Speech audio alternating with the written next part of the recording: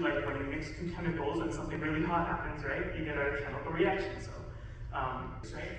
From the smallest scales of the interacting to even the appliances and electronics that we use, like cars and rocket ships, to the biggest scales of energy do we use when we generally talk about energy, right?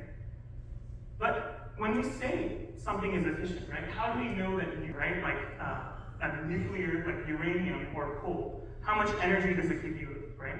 So think of this for me, right? 1 kilogram of coal, energy in a nuclear reactor, you get 84 trillion joules of energy out of it, which tells you that uranium and radioactive power, just in general, gives you 1,000,000 times more energy than something like coal. So power and solar power, you can't really say you put a kilogram of sun into something. That doesn't really make sense. Einstein, in the 20th century, when he was working on special relativity, said that mass and energy are literally the same thing. There's no difference between this water bottle and that light. They're both the exact same thing. And the equation, basically what it's saying is that if you have something that just exists like this water bottle, let's say for instance, the rest energy, which is the energy for it to just exist as a water bottle like this, is equal to the mass of the water bottle multiplied by the speed of light squared. So the speed of light is like a big number. It's like 300 million meters per second. So if you find out is that mass is energy, and energy is mass. They're the same thing. Energy to the electron or whatever it's hitting, and it gives a large value, right? So let's take a fist, right? Imagine you want to knock someone out. I don't know if you're really mad at someone, and it's moving at 15 meters per second, right? So if we use the normal formula, that contains the energy of 3,000 Hiroshima nuclear bombs. I am a walking weapon. Make fun of someone and show them how strong you are. You can say that your fist has the power bombs inside of it. So, yeah, you guys are all pretty strong, it turns out. We can also look at Canada, right? Canada, we're also 5 cats. So, yeah, you can imagine, I don't know, I just find it funny, if 5 cats were to turn into energy for some reason, they could power all of Canada. That's, yeah, very fascinating. So why can't I punch or you punch and, have the power of a nuclear bomb behind it, Why aren't you supposed tends toward a state of disorder, right? This is what's commonly known as entropy. We call this idea of disorder. So this is the reason why it's always easier to break something than to build something up from scratch, right? It's much easier to break a glass than to take all the glass pieces and turn it back into glass. And you might be asking, why is this like? Why is it so much easier to break something? Well, in physics, we always talk about this idea. It turns out the universe loves that. The universe loves to have options at its disposal. And then we get to the other idea of quantum mechanics, right? So, if you all know that atoms are like one of the smallest things in the universe, well, atoms are actually made of something even smaller called protons and neutrons and electrons. But it turns out that even inside the protons and neutrons, there's something called quarks. And those quarks are held together by a force called gluons. Yes, I know, very creative name. Something that holds stuff together is called a gluon, right? Physicists aren't really good at naming things. But what happens is when you want to convert something purely to energy, you have to separate these protons and neutrons, right? You have to turn them into purely energy. The problem with that, however, is if you try to separate one of these quarks out from the proton or neutron, you need to put in more energy into the system to pull it out than to actually harness the energy that's inside the quarks. On our human skills, right? If there's no way for us to actually harness mass energy on our own, then we need to find something in the universe that actually can for us. And this is where we get to the idea of exploring stuff in the universe that's powerful enough to give us this energy for our use. So black holes. Who here has heard of black holes? Raise your hand. Okay, most of you, right? So for anyone that doesn't know what a black hole is, they're formed through the supernova of extremely massive stars. And so these would be stars like tens to hundreds of times the mass of the sun. And basically, when they go supernova, they compress down first before exploding, right? As you all know what a supernova does. And it makes a place at the center of the star called a singularity. And that singularity is so dense and so powerful that we basically say it has infinite gravitational force. Again, this isn't really true because we just don't know what's going on inside, but it looks like when we observe, it has infinite gravitational force because of how much stuff it can attract really easily, right? But the important part is that because it has so much gravitational force, black holes have the power to rip apart matter, such as stars and planets. And so if you've ever seen an image of a black hole, you'd see something in the center, you'd see basically a black hole. But the important part that we want for this idea of energy is the stuff that's swirling around it, right? That part of the black hole is what we call an accretion disk.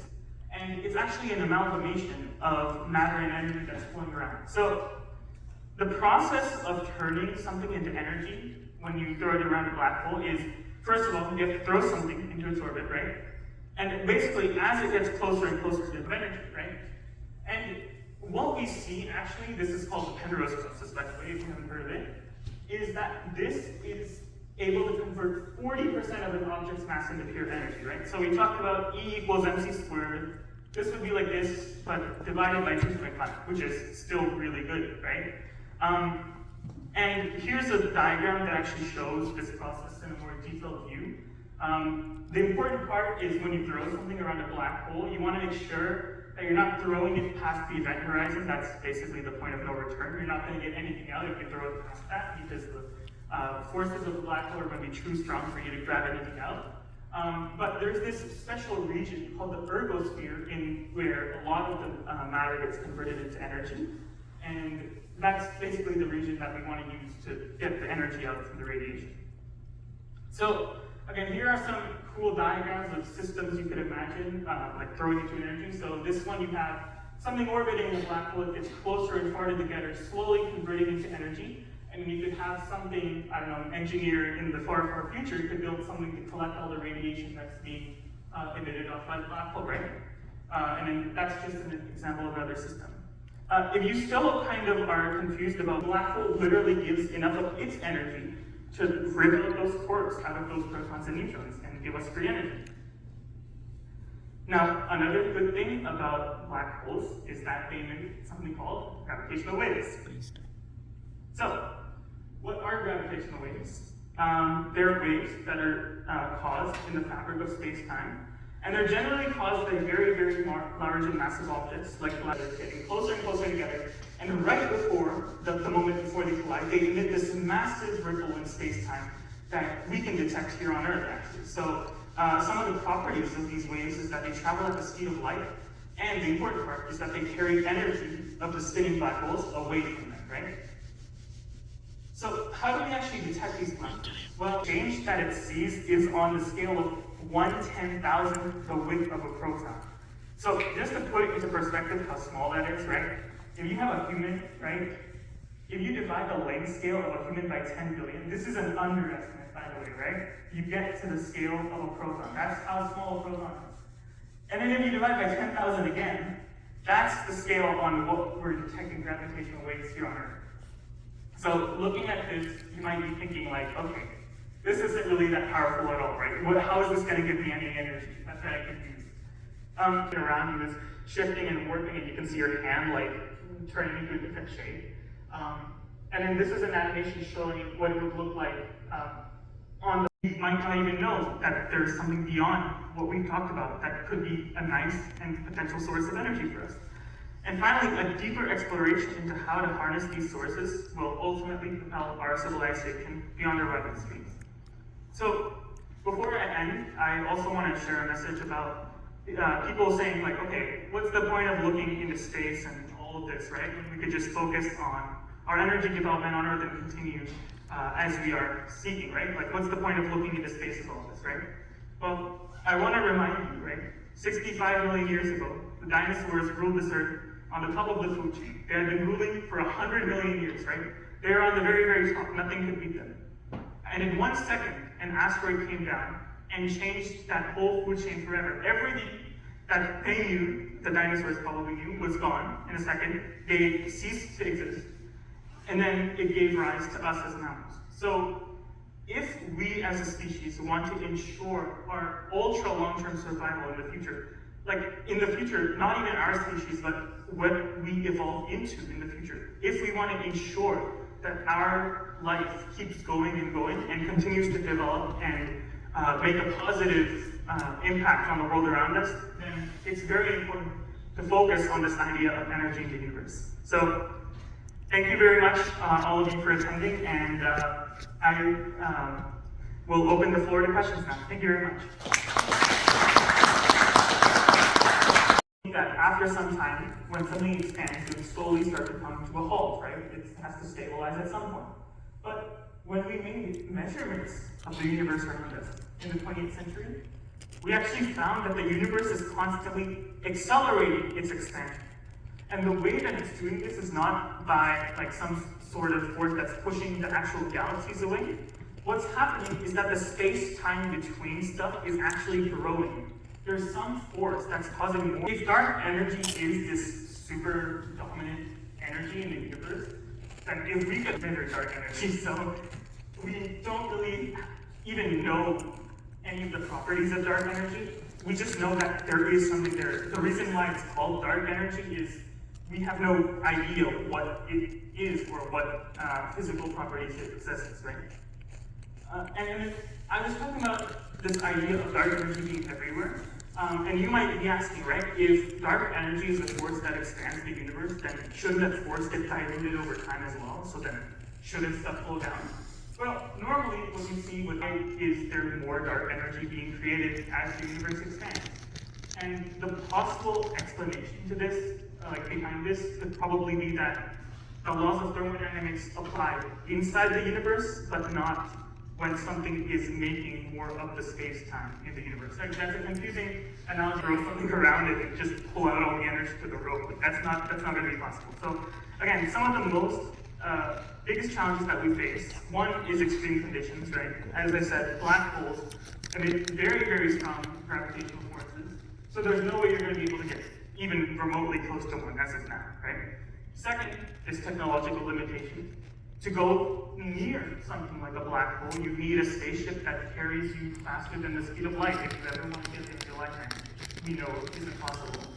And then third is ethical and safety concerns, right? If we were even to create such a nice energy source like this, right, who would be able to use it, right? Because there would be so much energy, and we'd be lost. That show us the future of what humanity could do with all this energy, right? Is there something that tracks how a civilization could progress as it uses more and more energy?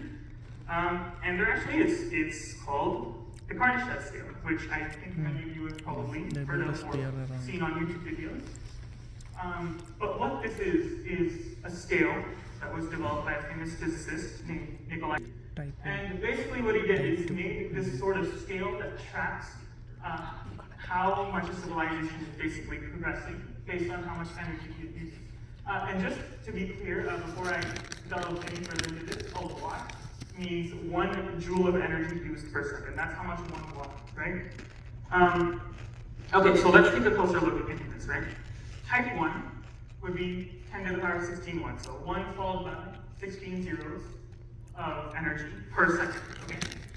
Type 1, a civilization that is type 1, would be able to use the energy of its entire home planet. So right now, humanity is only like a type 0.7 or something like that, because we're actually not even able to use all the energy that's available to us just coming and landing onto Earth, right? Like, we can't use all of the solar energy that's landing on our planet yet. We're not able to fully use the geothermal power that we have. We're not able to use all the wind power that we have. So we still have a ways until we get to type 1 as a civilization. Okay? The next thing, as we get more and more technology, right, we're going to get to type 2. This would mean that we are able to use the energy of our entire solar system. Just think about that. This would be like thousands of years in the future. We colonize all the planets in the solar system, and we're able to use the energy that we get from all the planets and the sun as well.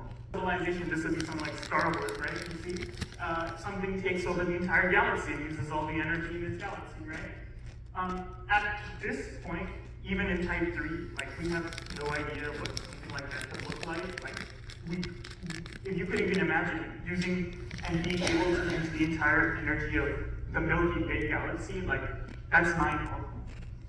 What's even crazier is there's types above this which are hypothetical, like type 4, 5, 6, which deal with civilizations that have conquered the universe and the multiverse, but those are hypothetical at this point. Okay, so let's put this into perspective then, right? We said type 1 uses 10 to the 16 watts of energy. What does that mean? Well, that's equal to a fist worth of mass energy every 4 seconds. So imagine taking a fist. 1, 2, 3, 4. Okay. Turn this into energy. 1, 2, 3, 4. Okay. And the type 2, which is, you talked about colonizing the whole solar system, that would be around using a small asteroid worth of mass energy per second. Okay.